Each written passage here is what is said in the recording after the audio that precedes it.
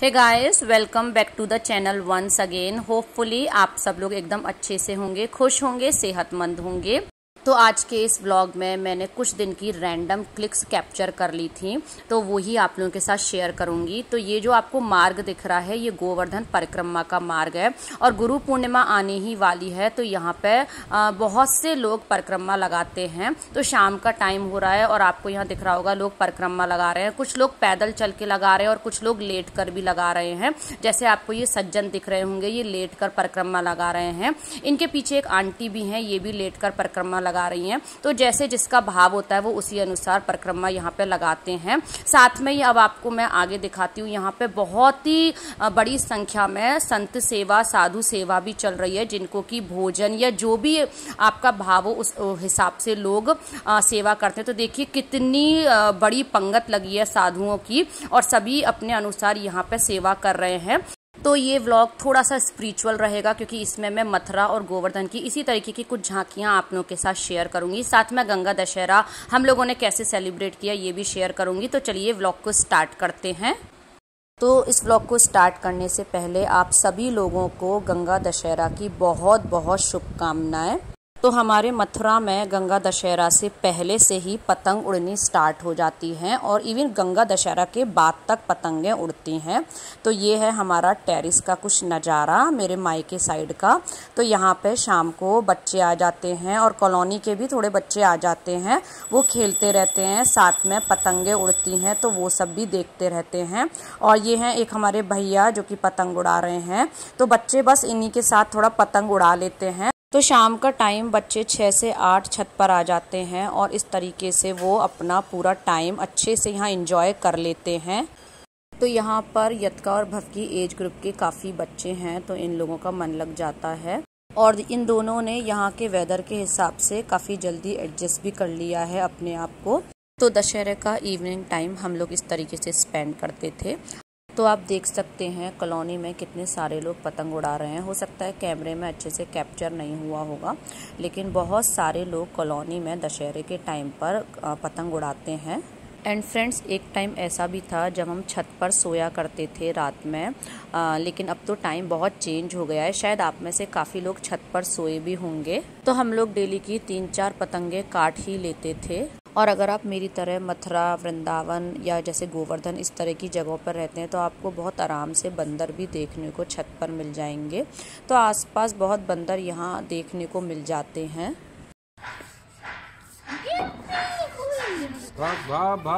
चाहिए यतका सबका टर्न आना चाहिए। और अब मैं आप लोगों के साथ शेयर कर रही हूँ उस दिन की क्लिप, जिस दिन बच्चे पतंग उड़ा के जल्दी नीचे आ गए थे। तो जो भी फ्री होता है वो घर में शाम को आरती करता है। तो आज मम्मी आरती कर रही हैं और मैंने आपको अपना मंदिर का टूर तो मायके का करा ही रखा है, गिरिराज जी के दर्शन भी करा रखे हैं। तो मम्मी ने ये मंदिर इसलिए ऐसा बनवाया ताकि वो बैठ के आराम से पूजा और आरती कर लें, क्योंकि उनके पैरों में दर्द रहता है। आरती करने के बाद मम्मी भोग प्रसाद लगाती हैं। उसके बाद जो चरना मित्र होता है या फिर जो भगवान जी का जल होता है वो सबके ऊपर इस तरीके से छींटे डालती हैं और उसके बाद सब ढोक लगाते हैं। और मम्मी ने जितनी भी तुलसाजी रख रखी हैं वो बाहर गैलरी और वरांडे में रख रखी हैं, वहाँ पर भी मम्मी शाम को दिया जलाती हैं। तो देखिए यहाँ पर इन बच्चों ने ढोक लगा ली है और अब बस मम्मी जो है तुलसाजी की आरती करने के लिए गैलरी में जाएंगी। अच्छा, खिचड़ी का भोग लगाऊंगी। सुबह किशमिश का लगता है, अच्छा, शाम को का खाने का लगता है और सुबह खाने का भी लगता है। ठीक है, जो भी घर में बनता है, जो भी घर में फल वगैरह कुछ भी, सबसे पहले हमारे ठाकुर जी का भोग लगता है, गिरिराज जी का। पीछे का सबके लिए मिलता है। ठीक है, चलो।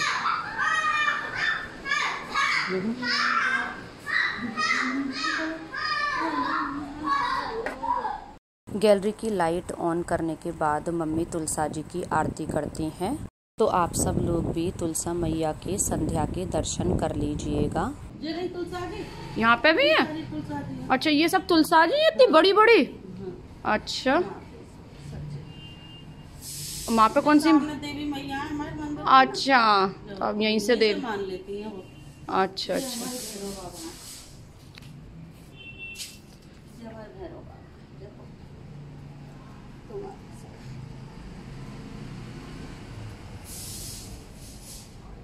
तो इस तरीके से मेरे मायके में संध्या आरती, तुलसा जी की आरती करी जाती है।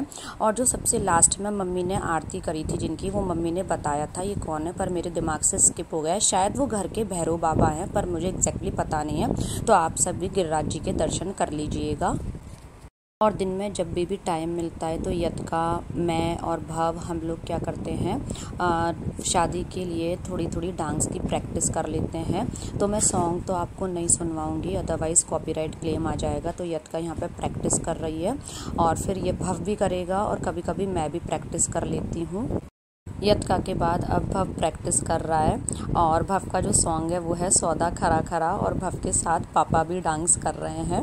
और बस इसी तरीके से हम लोग इवनिंग में अपना टाइम एंजॉय करते हैं। टीवी वगैरह, मोबाइल वगैरह बच्चों को वैसे भी कम आदत है और ये लोग ज़्यादा देखते भी नहीं हैं। तो देखिए भव कितना अच्छा डांस कर रहा है सौदा खरा खरा पर। वैसे तो ऐसा इसको बहुत अच्छा डांस नहीं आता है, लेकिन जितने भी स्टेप्स इसको यतका ने सिखाए हैं उनको ये बहुत अच्छी तरह से कर लेता है।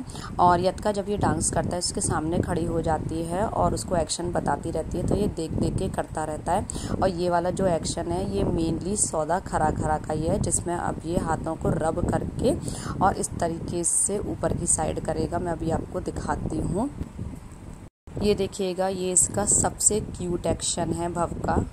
और ये है मेरे मायके का लिविंग रूम, आप लिविंग रूम कह सकते हैं, चाहे इसको फैमिली रूम भी कह सकते हैं। तो और मैंने बताया था कि मम्मी आज खिचड़ी बनाएंगी, तो उसका भोग लग गया है और ठंडी भी कर दी है सभी लोगों के लिए।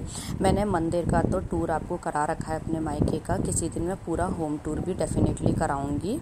तो आज है मेन गंगा दशहरा, तो आज गिरिराज जी की पूजा नहाकर मैं कर रही हूँ सुबह की।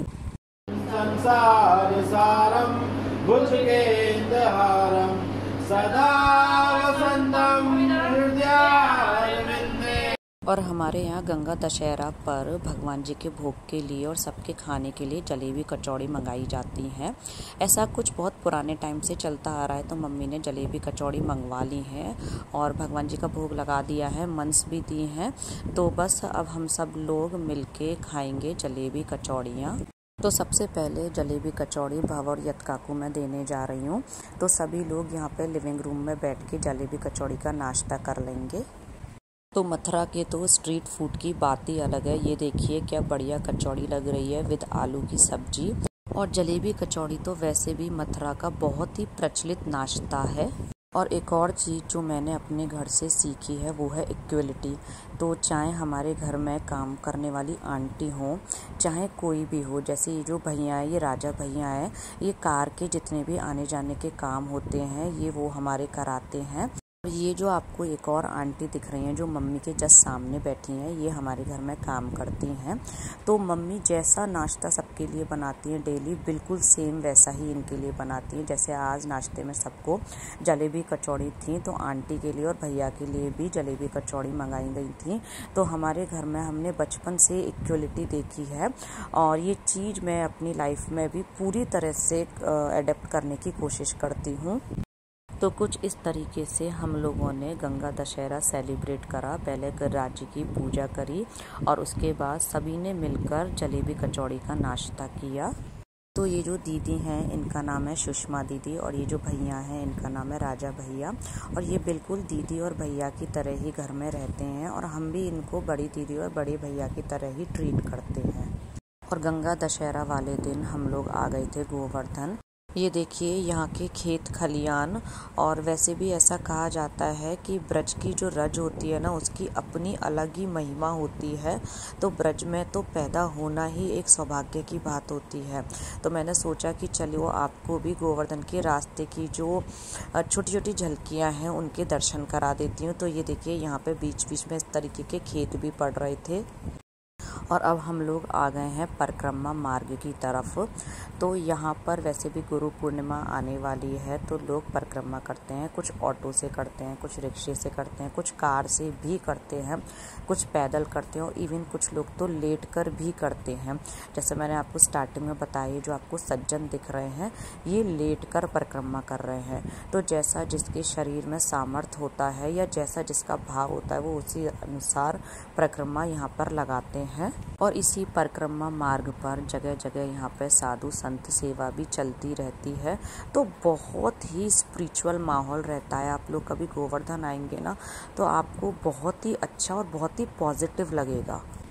हम लोग यहाँ पर एक छोटे से मंदिर में आए हुए हैं। तो मेन जो गिरिराज जी का मंदिर है वो वाले दर्शन तो मैं नहीं कैप्चर कर पाई, लेकिन हाँ एक रास्ते में छोटा मंदिर पड़ा था, वो भी गिरिराज जी का मंदिर ही है, उसके मैं आपको अभी दर्शन कराती हूँ। तो उस मंदिर का बाहर का नज़ारा कुछ इस तरीके का था। कुछ रैबिट्स थे, कुछ और भी बर्ड्स वगैरह थी। तो चलिए अब मैं आपको कराती हूँ दर्शन मंदिर के। तो ये जो मंदिर है ये तलहटी के जस्ट सामने है। ये तलहटी क्या है ये मैं आपको नेक्स्ट व्लॉग में डेफिनेटली शेयर करूँगी। और इस व्लॉग को मैं यहीं पर एंड करती हूँ। व्लॉग अच्छा लगा हो तो लाइक करें, फ्रेंड्स फैमिली के साथ ज़्यादा से ज़्यादा शेयर करें, चैनल को सब्सक्राइब जरूर करें to become a part of my family. मिलूँगी नेक्स्ट व्लॉग में, जब तक के लिए take care, bye and thank you. और नेक्स्ट व्लॉग और भी बहुत इंटरेस्टिंग होने वाले हैं। नेक्स्ट व्लॉग की पिक्स मैं ऑलरेडी आपसे थोड़ी सी शेयर करती जा रही हूँ इस व्लॉग के एंड में। तो बस इस व्लॉग को कर देती हूँ यहीं पर एंड। मिलूंगी नेक्स्ट व्लॉग में। Bye and take care.